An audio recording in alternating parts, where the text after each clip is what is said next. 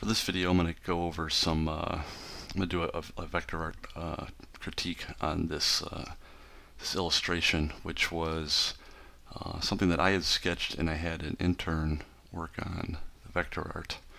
I'm going to show you the full sketch that she was working from, and this looks like it might even be a little bit of a low-res image, but this was the original sketch. And here is her vector art that she created. And I think this may have been a later version because some of the things I noticed earlier aren't here. So may have been some cleanup on this, either by her or me, I can't remember. But there are a few things that I noticed that are still,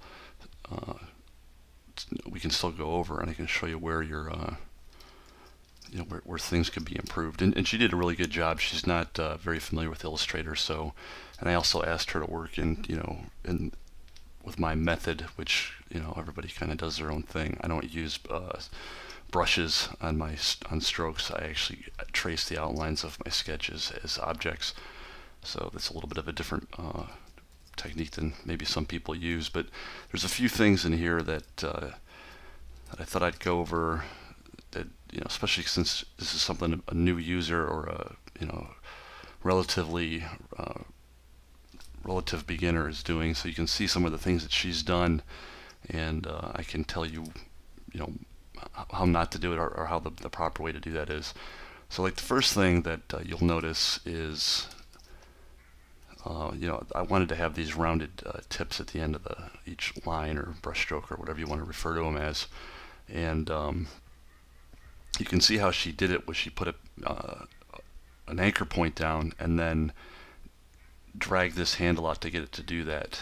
And that's that you don't want to do that. You always want to try to have these anchor handles as close to equal on either side as possible. Now sometimes it just you will pull one out much further, but in general, if you don't have to, you shouldn't. And the reason being is that you want to keep these things equal, and you don't want to do things like this, because if you move other points around, it's going to have a cascading effect on what happens to the other points. So you want to have everything as fluid and smooth around these these contours as possible, so that if you move something, it all flows naturally and still stays fluid. And you can even see here where she's pulling this down here, or maybe even twisted this to get that angle. It's hard to tell what she did, but let's actually, let me copy this layer so that I can refer back to it, and I'll work on a new one. I have my tools on a second monitor, so you can't see them when I do that. But so let's just go with the point here, and let me show you what you should be doing here. Now, I don't know how she went about this path. I would have started it here, worked my way around, and come back up. So by the time you get here, even though we'll get to these in a second, I mean, really, the only thing you want to do here is just not do what she did. You want to have these things as tangential to that arc as possible, and then have these handles as equally distant from the anchor point as possible. And by tangential, I just mean the least amount of if you pretend the handles are one straight line, you want to have the least amount of that line touching the line that it's affecting, or the path. So what she did was created this curve, and to get that thing to curve there, she bent the handle down, but that's not what you want to do. Now, there's a few ways you may want to do it, and this point here is a good point to talk about something. Is it's the placement of your anchor points too. See, she placed this after the curve was already starting to flatten out. You don't want to do that. You want to place it at the top of the mountain. So you do that, and that also keeps your anchor handles to just touching the least amount of that line as possible. So now in this case, you could do something where actually I don't think you could. In order to get this arc back down, what you need to do is use the technique I have in my other video, where you look at the arc here, the space of where you want to be and where the path is at. Pretend that's in its own area. Get about in the middle of that. Place a new anchor point there. Switch to the direct selection tool, pull that out. And actually, I would have pulled this out a little bit more so it's more of a curve. Same thing with this. So you want to get those points up at the, where the curve starts. It goes up and it starts coming back down. That's the spot where you want to have your anchor points. Same thing here. Curve's coming in and going back down. So you want to have it right at the top there. Same here. You want to have it up and down, sitting right at the top of that hill. Now, well, let's address this point before we address this area here. So what she did here was obviously to get that point was stretch this. She had a point like this, turned it down to taper it, and then stretched it out to make it as pointy as she could. What you don't want to, excuse me, what you don't want to do is that. So, as blunt as I could be, you want to make that thing round. Again, keeping that. This should be the transition point from that arc going in and then back down to it. So we're going to hold the Option key down while we're in the pen tool. I'm going to click and I'm going to drag. We'll make that point right there. Okay, so now you can see, like, let's look at what she had before. Now that would probably work, and even with this, which is what I was going to do next to tighten that up and break my rule of keeping those equal, because that's not always going to be the case. You're going to have to change that up. And this actually, you probably could get away with it in this case. So, that's one situation, but you'll run into spots that this will not work, and you'll be pulling, like, let's say, for example, this curve went this way. What you'll end up doing is you'll end up having to put too many points. See, that's not going to bow back out from that point out to here, and you'd have to put more points and start messing around with too much extra crap because it was done the wrong way. So, like, let's go back and drag this out to a small taper. We'll pull this down. Now, if you were to add another point here, you'll see this bows out the way you want it to. And if you needed to tuck back in, you pull this, and the line's going to flow with a contour that makes sense to what's going on, as opposed to you having to add tons of extra points to pull this thing and wrangle it back into position. But in this case, I would pull this down because I think the less points, the better. So here, there's really no way around it with this arc coming out and this one coming out here. You're going to have to pull that line back. But in this case, we can just drag one anchor handle. So the less lines, the better, because it keeps the contour flowing into each anchor point as smooth as possible. So we don't want to add too many. Like I always aim for, like the way I look at it is, you have an oval or an ellipse, and we can just draw one with the ellipse tool. Let's keep it as a circle. And you'll notice that a circle, if we select this with the direct selection tool, has 1, 2, 3, 4 points. If we close this up, highlight these points, you can see how these are constructed, and looking at these things from the perspective of what did Illustrator do by default, you can see how the handles are. They're equal on either side. They're at the apex, or the transition point of that curve going in a different direction, and that curve could be going this direction too. It's where that curve changes. It's that one spot. That's where you want to have these things. And then, if you look at any of these lines over here, like this one, for example, it's really just a circle that's been distorted. And that's how I like to think of all my paths, is everything should be this circle, 1, 2, 3, 4, and then you modify that ellipse or that squash circle to achieve what you want to achieve. Because I think for the most part, 4 paths, you have to close things up with 4 paths, or 4 anchor points. Sorry, that's like the minimum, unless you're doing a triangle. But if you're going to do a line, it's really just a distorted circle. So that's like the goal is to, even with something complex here, can you do it with only 4 paths, or I'm sorry, 4 anchor points? So let's get rid of that and draw this from scratch and show you how I would have done that from the beginning. Now, one of the things I like to do, which I picked up from my buddy Ray Friendon, he actually had this for a digital inking tutorial, but I think it applies for sketching and vectors and everything, is if you look at the what's going on here is this is a collar, right? So that collar, that's the inner, this is kind of like the top ridge.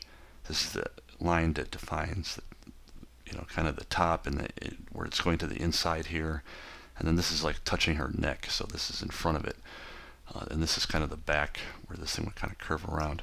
So, you know, if you can see this thing, in the original sketch I would have drawn this out too as a complete circle. So if you kind of just guide your eye, and normally I would just draw that, even vector that whole thing, and then erase them later.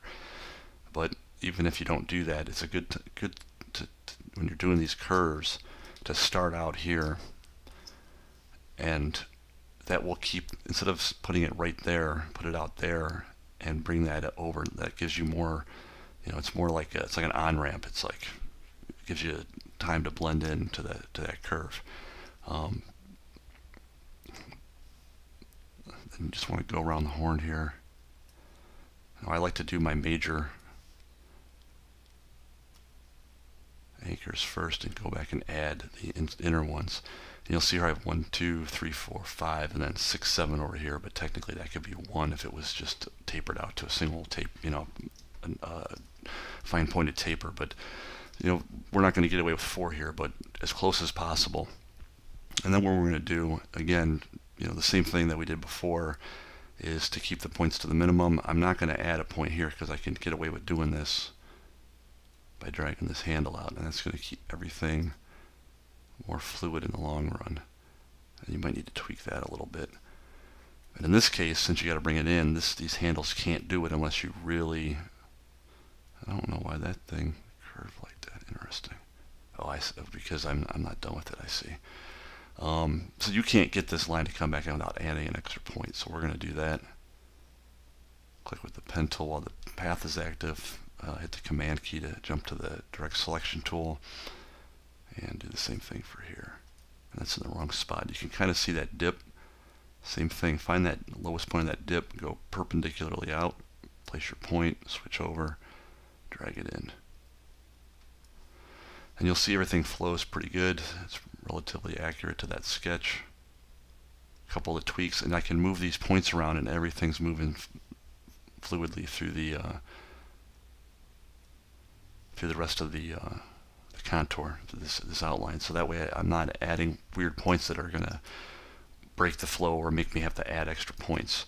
So we have a nice taper here. It might be even a little bit too sharp, but whatever. You just have to get down, and you know, there's still a lot of artwork to be done at the vector stage. You know, the sketch is like 95% of it, but you're still creating when you're at the vector art stage. So that's one thing I learned from having her work on these things, is there is a lot of things, you know. Now some of it is I can see what's going on here is taking some shortcuts, and I don't, you know, if you're not familiar with Illustrator, these are tricky spots. She's done a couple of the things that we talked about earlier, having these things you know, super tangential, placing a anchor point in the wrong, you know, too early. That should be up in there. Bring this down. Same thing here. This should be over here. Bring that in. Same thing here. The anchor points are it's at the wrong spot, and the handles are dragged out to compensate for it being in the wrong spot. Again, same thing here.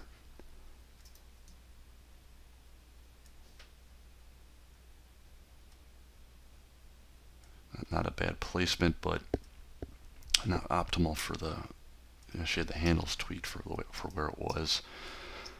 These are all pretty good. These are all pretty much at the same right spot. But one of the things is, you know, not being accurate. And granted, she's working off of a sketch. You know, this is the first time she worked on this, so she's not, you know, I realize I do a lot of stuff kind of fine-tuning about where I'm at, or what I want it to look like while I'm working on the vectors.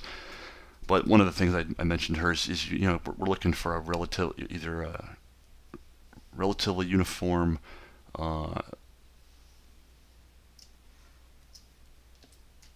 you know, thickness to the line, or a pretty gradual taper. You know, this is off a little bit, but you know, that's something we'd have to fix. I don't know if I did that one or not.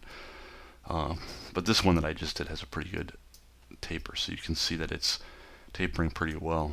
This one's not bad either, but it is off of the original sketch. And again, to do this one, and it might just help to see how I would do this. Again, start off the canvas, look for that transition point in the arc. Same thing here, here, here. You know, and while you're dragging these out, keep in mind that you're trying to touch the least amount of surface or area or edge of that sketch underneath. The same thing, you want transition points are where these things should go. So in this case, that's a little bit off. I'm going to drag that out again. Same thing with this. Smooth that into each other. Now here, this is like, you know, this side looks good, this side doesn't. Based on the sketch, go with, you know, the uniform taper of the line. So I would not pull that out just to match the sketch. That's something that was probably just a, you know, me being sloppy when I drew it. Come back in here, tweak these lines a little bit. And then in this case, we're going to do, instead of adding a point, which just is unnecessary, for this case we will drag these out. Tighten this up a little bit. Maybe smooth that out a little. And tighten it in there.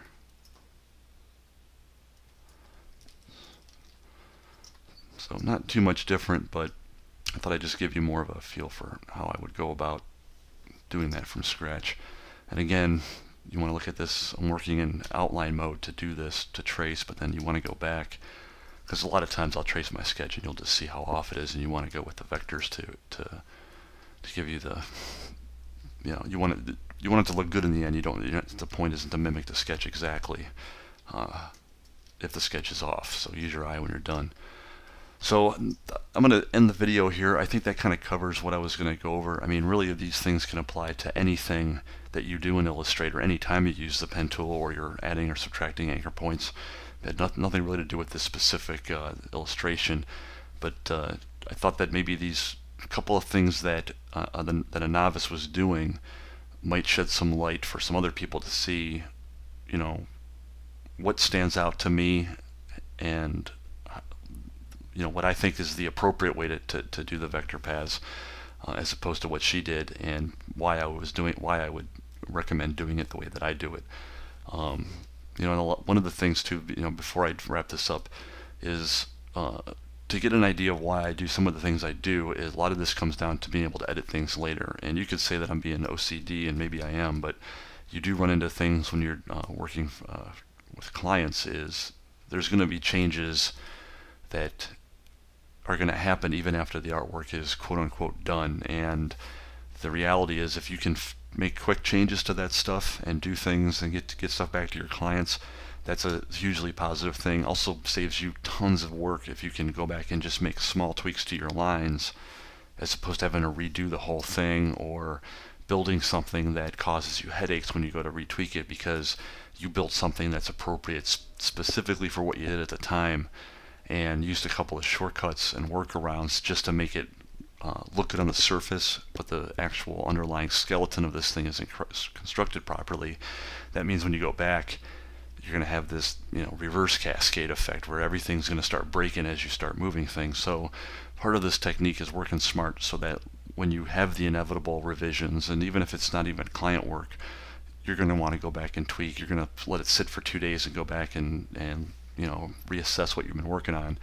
And it's this working smarter now is going to help you later to be able to work with the file and be able to do things quickly and with the least amount of effort for the revisions. So that's, you know, one of the, you know, it may take a little bit more time to do things now, or it might be a little frustrating to learn these things, but when you start working on these things, when you start doing it more often, it becomes more natural, and you'll find that it's way better to go back and tweak stuff so that you don't have to have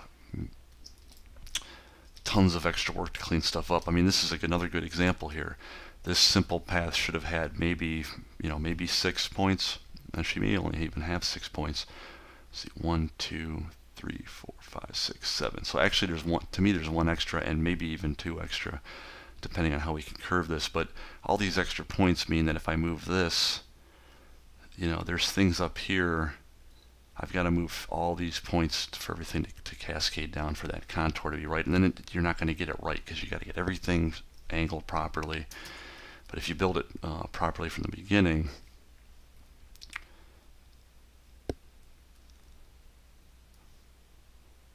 then you don't have to worry about that later on. And when you do your yeah, we're going to have to add some points here. But if you can get these things in the right spot, when you do move your things here, your lines here, they're a little closer to being a fluid contour into the next point. With all those extra points, you got to move each one of those things individually. So another benefit of the way I work, and I normally wouldn't work this way, what I would do is I would get down all of my rough vectors quick, just like I did here. It's definitely not exactly the way I would do it. I mean, it's pretty close now, but I might tweak it further, but I wouldn't even concern myself with that at this point. I would just blaze through getting all of these vectors, the initial, just the initial distorted circle or distorted ellipse, just get those down, just so I have a starting point to go back and fine tune everything. That's all I would do here. Move on to the next one.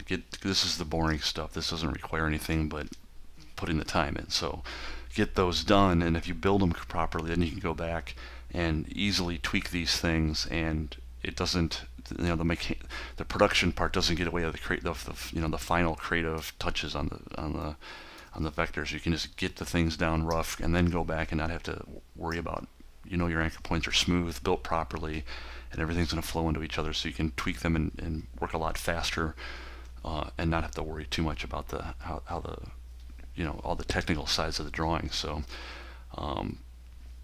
yeah, I hope this helped out. A few people had asked me to do this. I was going to do it earlier this week, but I just got swamped with deadlines. So wanted to get this done and get this up on the web for you guys.